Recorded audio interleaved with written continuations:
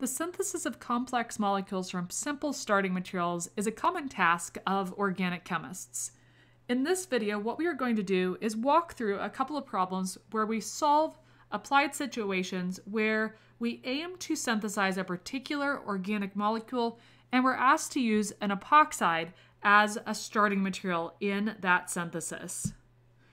This is a useful skill to have both from a practical standpoint of if you are ever working in a chemistry lab and you are tasked with making a specific substance, you need to be able to think in terms of how to craft multi-step syntheses. Additionally, this is useful in developing critical thinking skills that are applicable broadly across a wide variety of fields of being able to analyze and break down a bunch of different types of data to piece it together into a logical puzzle. And furthermore, this is a good way to solidify your understanding of the reactions that we've been talking about over the last chapter.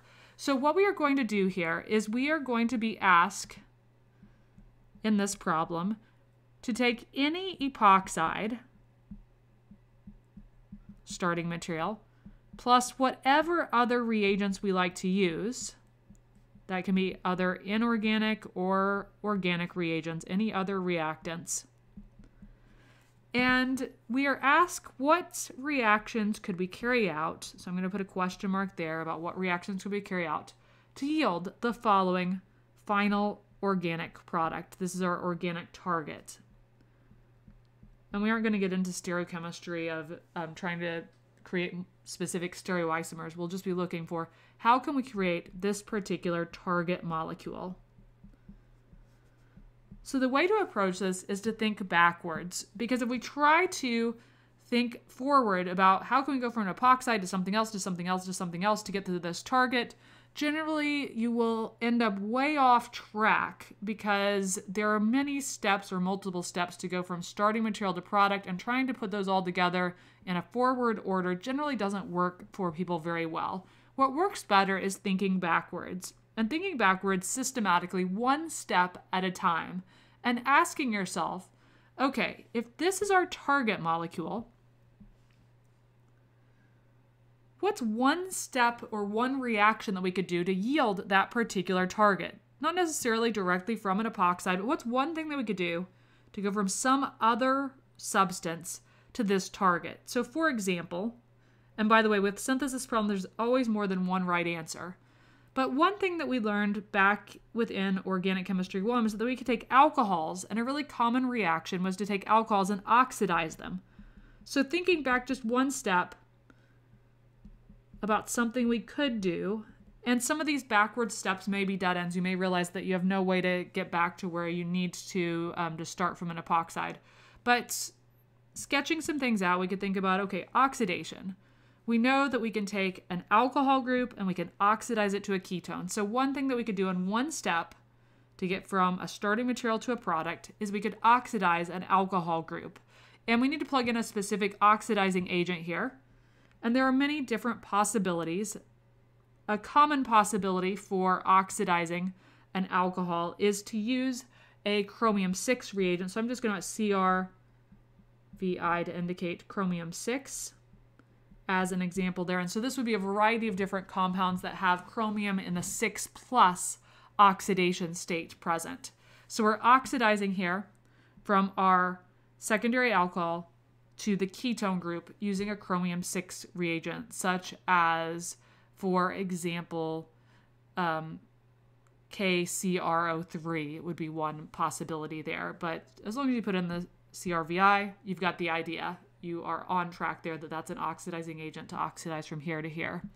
Then you need to think further backwards and go, okay, well, we know that we can go from this compound to our target. What can we do to take a step backwards from that? Is there a way to go from that back to an epoxide? And when we were looking at the reactions of epoxides and the ring openings in particular, a trend you may have noticed is that it's a common feature to end up with groups that are vicinal to one another. So for example, the hydroxy group here and our ether group are vicinal in this molecule.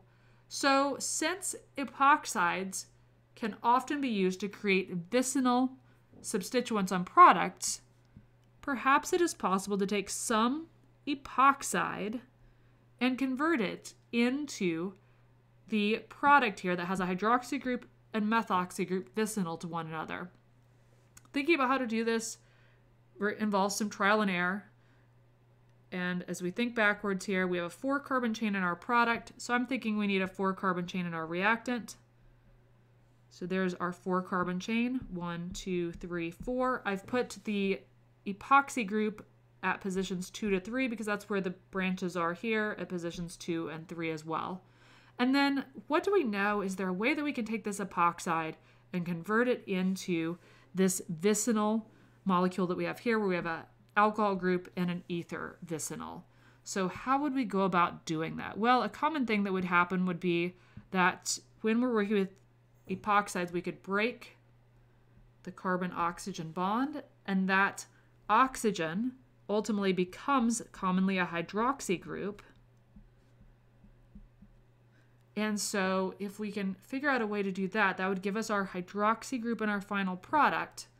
And how can we accomplish also installing that necessary methoxy group? Well, the way that we can do it, or one way we can do it, is to use sodium methoxide NaOCH3. And what's going to happen is that the oxygen anion, as we learn in our base catalyzed reactions with epoxides, acts as a nucleophile, or oxygen does. Comes in, attacks the electrophilic carbon of the less sterically hindered of the 2 carbon atoms. These are equally sterically hindered, so it doesn't matter which one you go after. So we come over to here, we attack, that breaks the oxygen-carbon bond, giving us an oxygen anion up here initially, and a new bond between carbon and our OCH3 group. So we're on the right track here. And so what we would need to do is just add in an extra step here, because what I have shown right here would create an oxygen anion there. But if we used as our reagent sodium methoxide as well as a proton donor, methanol, then we would create our desired product here. So we react with methanol and sodium methoxide, and the reaction of sodium methoxide and methanol with our epoxide would indeed give us our targeted product here. So we're thinking here in terms of what functional groups do we know ways to convert between. So we're like, we know that we can make an epoxide group in general into a molecule that has an alcohol group and a vicinal ether by reacting with an alcohol. So we go ahead and do that, and then we're oxidizing because we know that we can use oxidation to convert an alcohol into a ketone. So it's a step-by-step process here. An alternative that you might have come up with for this particular situation, since I said there's usually more than one right way to do things, an alternative for what we're doing here would have been actually to do this under acidic conditions and do with a proton source such as sulfuric acid and methanol. In this case, since the 2 carbons of our epoxide are equally substituted, equally alkyl substituted, either of these 2 scenarios reacting under basic conditions with sodium methoxide and methanol, or reacting under acidic conditions with a proton and methanol, would each lead to the same product being formed here. So now we'll take a look at an additional example problem where we're asked, like in the last example, to synthesize the following compound that I'm circling with my laser pointer from any epoxide using whatever reagents we want and however many steps we want. And just like before, there are multiple ways to do this correctly. The trick is just to find one way that works for you. You're welcome to hit pause here and try to work on this on your own as a way of testing yourself and seeing if you're ready to do this type of problem on an exam or quiz, and see how that goes. So dissecting this out a bit as we get started here, and I'm going to shrink this down just a bit to give myself some room to work here. We have to think backwards about how we can go from an epoxide to our final targeted product here that I have put into this yellow box. So in the yellow box, generally when we think about epoxides, we think about creating reactions at vicinal positions because we're able to open that epoxide and therefore create a situation where we have a functional group on one of the two carbons being an oxygen or something that we can convert an oxygen into, and on the other carbon, some other functional group that we brought in and added as a nucleophile.